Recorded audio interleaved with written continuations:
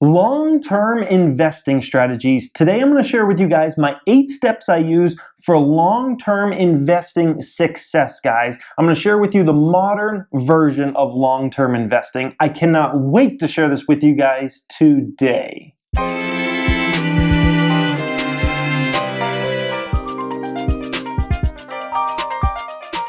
Good day, subscribers. Thank you so much for joining me today. I am Jeremy. This is the Financial Education Channel, and today we're talking about how do I long-term invest? You know, I go off of a lot of the Warren Buffett type principles of long-term investing, but I have a more modern strategy because the way Buffett did it in the 80s and 70s and 60s, I think there's slight differences between what he did back then and what I do now, guys. So I'm going to share with you on some of the similarities we have, some of the differences, and we're going to go through my 8 steps that I go through in basically evaluating every single company I look into, guys. I hope you enjoy this video today. Leave a thumbs up if you do enjoy it. Leave me a comment if you have any questions or if you just want to add something to this, guys, or give me your opinion on it. I would love to hear it. So, number 1, the first thing I do is I focus on the next 3 years. Where is that company going in the next 3 years? 3 years is a realistic vision I can have to see where that business is going over the next 3 years. I can't really see out 10, 15 years, 20 years down the road. I almost think it's very ignorant to think you can think and know where a business is going 20 years from now. How do we know? Things change so fast nowadays, guys, because of technology and because of the competitive landscape worldwide. The competitive landscape in the 1960s, when Buffett was just starting out and making those great returns in the 70s, that was a very, very different landscape than what we have nowadays, guys. This is an international economy with China being a huge competitor, with Europe, with all these different countries all around the world, India. Obviously, the United States has more competitors than ever. And it's so easy to get knocked off very quickly, guys. We've seen huge company after huge company over the past 20, 30 years get knocked off. And it happens faster than ever now, which is why you can't just stick money in a stock and say, I'm going to hold that until I die. I'm going to hold that for 15, 20 years because how do you know where the company's going to be in 15 years? How do you know when the company's going to be when you're 75 years old? In my opinion, you just can't realistically know, guys. It's just impossible. And it doesn't matter what kind of business it is because it's so easy to get knocked off in a matter of 5, 10 years, guys, which is why I focus 3 years. And that's step number 1 to my modern long-term investing strategy I use, guys. Number 2, this Buffett and I see eye to eye on this step.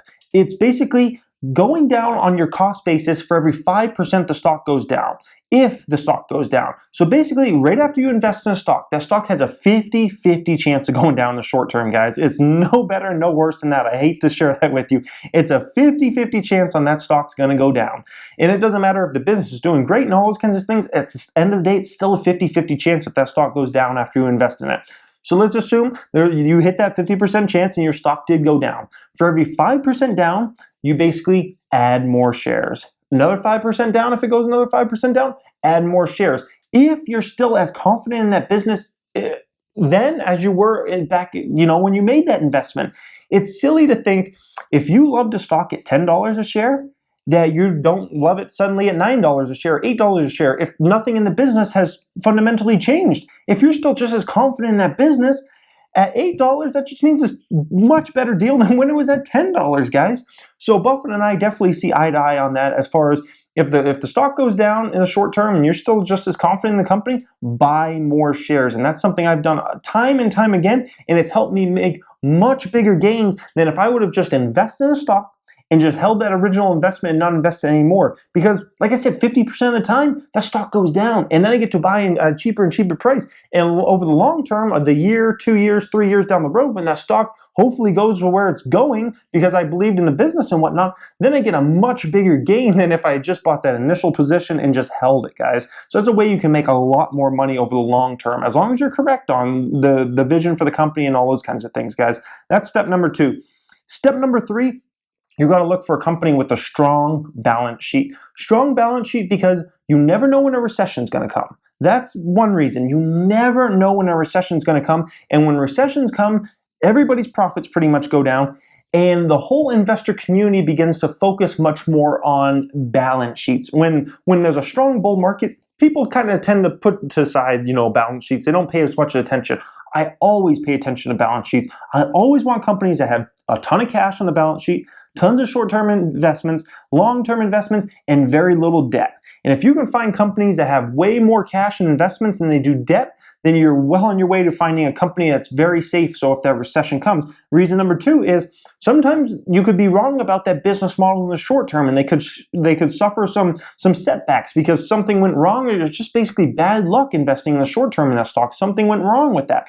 If you have a company that has a strong balance sheet, they can get through that mess, guys. A perfect example is my GoPro investment.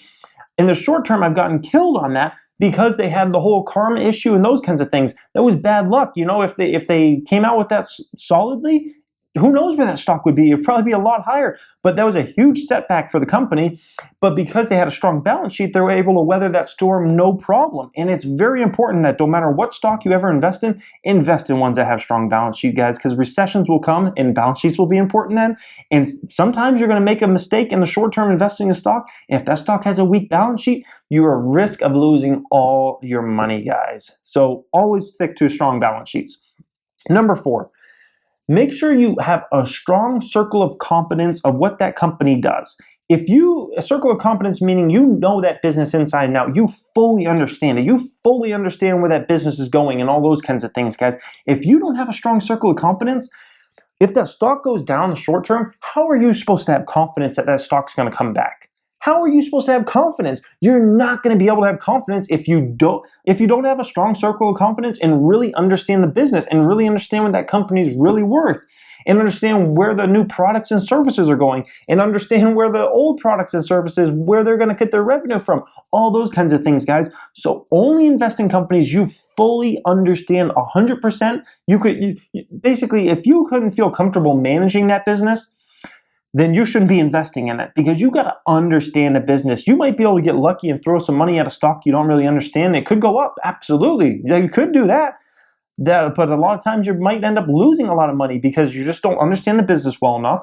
And then when the stock goes down, you're going to panic and sell. Whereas me, when I only invest in companies I understand very well, when they do go down the short term, 50% of the time they do, then I understand where the business is at because I understand that business very well. And I don't mess with companies I don't understand their business models, guys. At the end of the day, I never put a dime in a company I don't understand fully. That's very key, guys.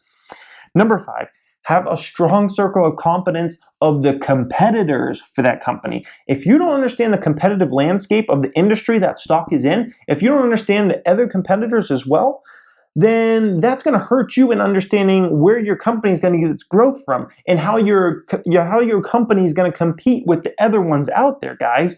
So you got to understand what the competitive landscape's like. You got to understand what the other companies are doing and all those kinds of things, guys. So have a strong circle of competence of what the competitors are doing as well.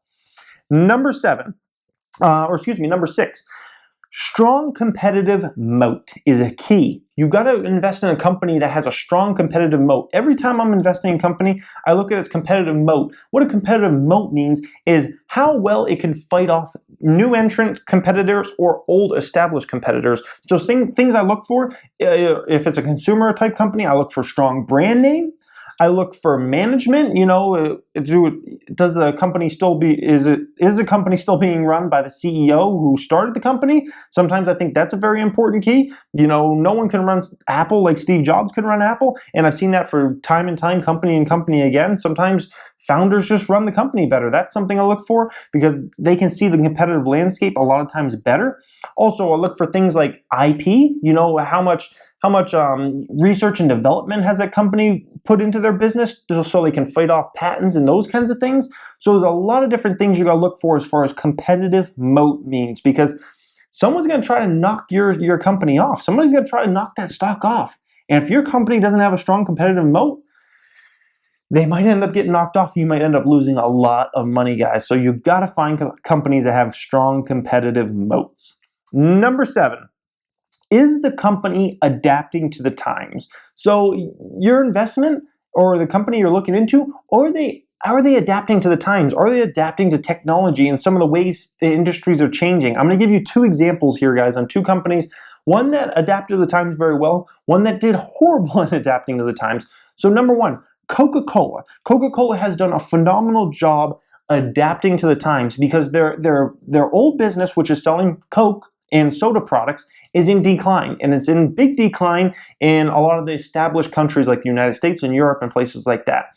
So basically they have a failing underlying business, their big business, but they've been able to fight that off by investing in other businesses that are growing as far as the drink category is. So buying a vitamin water, buying this business, that business, and building their business that way. Also investing in companies like Monster Energy, which is the energy category, because a lot of people that might used to drink a Coke might drink Monster now. So that's a company that's done very good job of fighting the way things are changing by basically buying out companies or investing in other companies that are basically taking sales away from their products. A company that did a horrible job with this is BlackBerry. BlackBerry, if you remember right, was a dominant phone company, and even Nokia could be put in this category too. And then the iPhone was launched in 2017, or 2007. It's 2017 now. It wasn't launched then. It was launched in 2007. Basically, you could see from a mile away in 2007, 2008 that people were clamoring for the iPhone type design that had no keyboard. Well, BlackBerry, instead of focusing everything they had on making a successful smartphone that didn't use a keyboard, they wanted to try to fight the trend by, oh no, everybody wants a keyboard still. Yeah, keyboard's the way. Instead of trying to fight, they try to fight it instead of just adapting with the times, putting their resources toward the new style of phone that people wanted, which was a flat screen with nothing on it except basically a screen. They just wanted glass. No one wanted a keyboard. A few people did, but the majority of people were going for this type of design, going for a focus on cameras, going for a focus on music and all these types of things. BlackBerry tried to fight that and they lost the battle. Instead of just going with the trend, focusing their resources, which at that time they had a ton of money on their balance sheet, they could have focused billions of dollars toward just fighting this off. And instead of maybe talking about an Apple, Samsung, and Google smartphone war today, could maybe be talking about a BlackBerry, Samsung, Google, Apple smartphone war today instead, guys. Or who knows, maybe they would have never lost all that market share and they maybe it would have stayed the dominant company and maybe Apple would have never grown to be the beast it is today. We don't know because they really dropped the ball on that. So that's a company that did not adapt with the times. So when you're looking at a company, see, are they adapting with the times or are they just basically trying to thrive off of the old products they used to have and those kinds of things, guys, or services? Last one. Number 8 here, guys. Can you envision the company and how it will grow over the next few years? So whatever company you're going into, you got to be able to envision that growth they're going to have. How are they actually going to get that growth? So every single company I ever invest in, I basically can envision their growth. If I can't envision the growth down the road, then I don't invest in it, which is, I did my 3 stocks I'm buying now video. GoPro, I can absolutely envision the growth. I imagine the cameras growing. I imagine the new products like the drone and whatnot, those growing over the coming years. Wynn Resorts, same thing. I can imagine the Wynn Palace will get more and more popular and more profitable. I can see the growth there. Apple, I could not see the growth because they're so big already and their main product and their second product are in decline, and I think they screwed up their third product, so I can't really envision the growth for Apple over the next 3 years, which is why I no longer invest in Apple. So you got to always ask yourself, can you realistically envision the growth for that company over the coming years? If you can't see it, if you can't realistically see where it's coming from, then don't invest in it, guys, because none of us want to be invested in a company that has stagnant revenues or revenues that's going down, because generally those type of stocks, they get hammered and they get hammered hard, guys. I hope these 8 steps helped you guys immensely in understanding my long-term investing strategy and kind of a modern day long-term investing strategy. It's different than it was. It's different, and people are scared of different sometimes, and they think, oh no, that's the way Warren Buffett used to do it. He used to invest in a stock and invest in it for life. Things are a lot different in the 60s and 70s than they are in 2017, guys. I'm sorry to say it. It's much more competitive out there, and it's just a changing landscape. Companies get knocked off very quickly. Multi-billion-dollar companies become irrelevant overnight. It almost seems like it happens all the time, guys. So I hope you enjoyed this video. If you came across it and you have not subscribed yet, you may want to. We talk personal finance on the channel. I'm an entrepreneur. I give away a lot of my business tips on this channel, and we talk the stock market and how to make successful investments the most on this channel. Thank you for watching, guys, and have a great day.